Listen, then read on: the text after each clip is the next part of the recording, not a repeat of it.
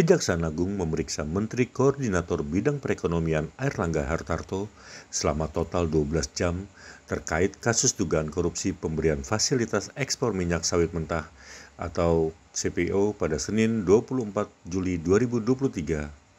Airlangga keluar dari gedung Kejagung pada pukul 21.08 waktu Indonesia bagian Barat. Kejaksaan Agung mengatakan Airlangga diperiksa selaku perannya sebagai Menteri Koordinator Bidang Perekonomian. Selamat malam rekan-rekan media. Pada hari ini, sebagaimana kita ketahui, tim penyidik Kejaksaan Agung bidang tindak pidana khusus telah melakukan pemeriksaan terhadap Bapak Airlangga Hartarto selaku Menteri Koordinator Bidang Perekonomian. Pemeriksaan berjalan selama 12 jam dari jam 9 sampai jam 9 pagi sampai dengan jam 9 malam. Sebagaimana kita ketahui tadi, seperti yang disampaikan oleh beliau, pemeriksaan ada 46 pertanyaan yang keseluruhannya telah dijawab dengan baik oleh beliau. Pemeriksaan berjalan sebagaimana mestinya dan pemeriksaan kali ini merupakan pengembangan dari penanganan perkara tindak pidana korupsi pemberian fasilitas ekspor CPO dan produk turunan tahun 2021 atas nama tersangka Indra Sari Wisnuwardana dan kawan-kawan yang perkaranya telah memiliki kekuatan hukum tetap, di mana berdasarkan fakta yang berkembang di dalam proses persidangan, telah kami temukan fakta-fakta hukum baru yang menurut kami perlu untuk didalami.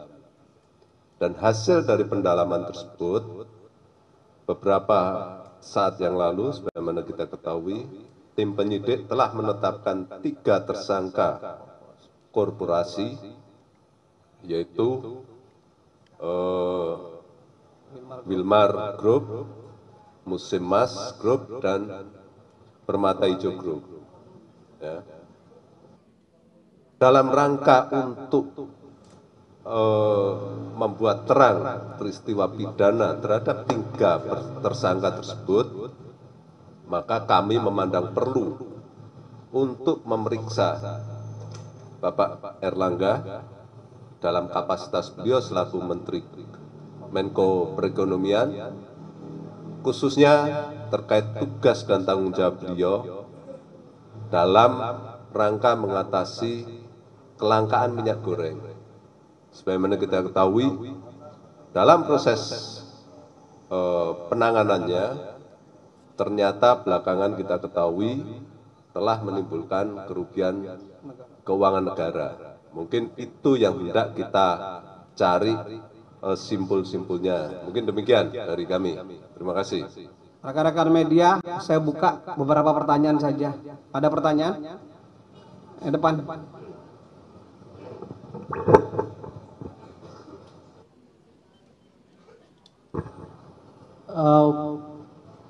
Selamat malam Pak, saya Hedi dari Kumparan. Ini mempertanyakan tadi kalau bisa didetailkan yang 40-an pertanyaan itu apa saya menyangkut, apakah kan tadi juga sempat dijelaskan bahwa itu soal kebijakan yang bersangkutan ketahui gitu. Kalau bisa didetailkan mungkin yang bisa di-share ke media itu 40 pertanyaan itu apa saja, menyangkut apa saja dikonfirmasinya Pak. Itu yang pertama. Terus yang kedua, mungkin beberapa bertanya gitu kenapa yang bersangkutan ini lama diperiksa begitu Pak. Beda mungkin sama 2 menteri sebelumnya yang pernah diperiksa juga di sini. Mereka agak cepat keluarnya.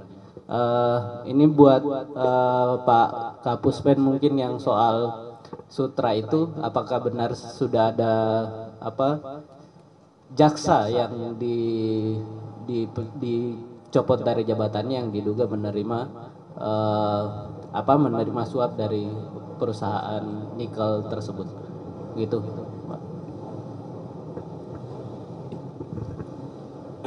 Saya jawab yang ketiga ya, pertanyaannya. Bahwa dalam waktu 1 bulan yang lalu, saya sudah pernah merilis terkait dengan pelanggaran disiplin berat dari oknum, 3 oknum jaksa.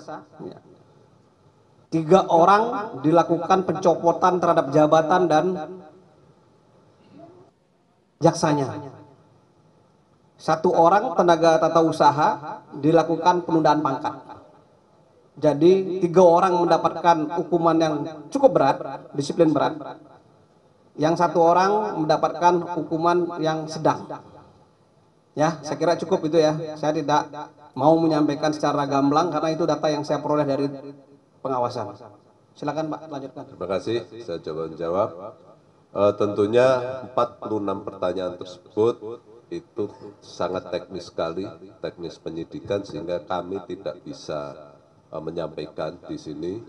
Namun yang jelas, inti dari pemeriksaan kami adalah untuk mengetahui sejauh mana sih tindakan-tindakan penanggulangan dari Kementerian Koordinator Perekonomian dalam rangka upaya untuk mengatasi kelangkaan minyak goreng, ya kan? Nah, kenapa baru saat ini kami panggil? Tadi sudah saya sampaikan bahwa ini merupakan hasil pengembangan berdasarkan fakta yang kami temukan di persidangan. Setelah kami kaji, ternyata fakta-fakta itu harus kami dalami dan harus kami sikapi, sehingga tadi ada 3 perusahaan yang kami tetapkan sebagai tersangka. Itu ya. Mungkin demikian. Ada lagi pertanyaan? Maju di depan kalau mau nanya. Di depan dulu. Tadi angkat tangan di depan. Saya Dani Pak dari Bisnis Indonesia. Saya punya 1 pertanyaan aja. Dari 46 pertanyaan itu, apakah didalami salah satunya terkait dengan nama Menko Perekonomian Airlangga Hartarto yang disebut dalam dakwaan atas nama terdakwa Webinanto atas nama Lincewe? Apakah itu didalami juga, karena kita ketahui juga Bapak Webinanto ini adalah salah satunya tim asistensi dari Menko Perekonomian. Terima kasih. Ya, tentunya segala hal yang menurut hemat kami bisa membuat terang peristiwa pidananya pasti kami dalami. Ya, tentu tetap kita asasnya adalah ada tidak alat buktinya. Ya, sepanjang itu ada alat buktinya dan memang harus kami dalami, pasti akan kami dalami.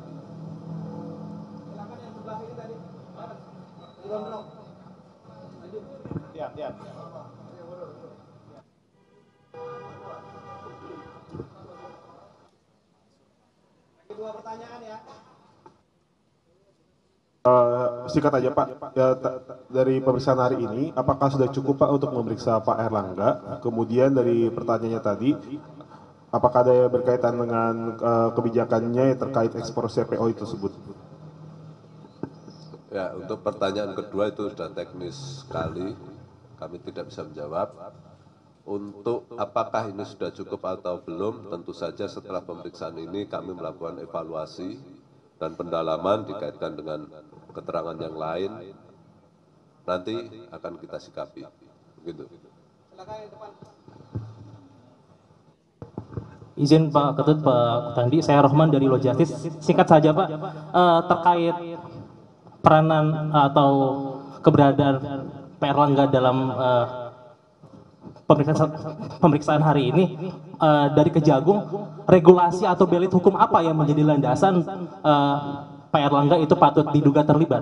Karena memang kan apa-apa yang dilakukan Kejagung, 1 melalui fakta persidangan, 2 memang ada belit hukum atau regulasi yang memungkinkan seorang pejabat negara atau pejabat negara itu diduga patut terlibat. Sementara itu Pak, thank you. Terima kasih. Tentu saja kita, tapi saya koreksi ya, bukan terlibat. Ya, ini masih kita konfirmasi keterangannya terkait jabatan dan kedudukannya. Ya, tentu kami harus mengetahui tentang tindakan-tindakan yang diambil, keputusan-keputusan, baik itu di dalam rapat dan sebagainya, upaya-upaya untuk mencegah, untuk mengatasi kelangkaan minyak goreng. Ya, tapi kita tahu sendiri bahwa di dalam persidangan perkara yang terdahulu ternyata terbukti bahwa langkah-langkah yang diambil pada saat itu telah merugikan keuangan negara. Ya. Nah, kami mau mendalami ini, apakah ketika perusahaan tersebut turut menimbulkan kerugian negara atau yang menikmati kerugian uang dari uang negara, dan kenapa itu bisa terjadi, itu yang tidak kami dalami. Ya, mungkin demikian. Satu pertanyaan lagi. Di belakang.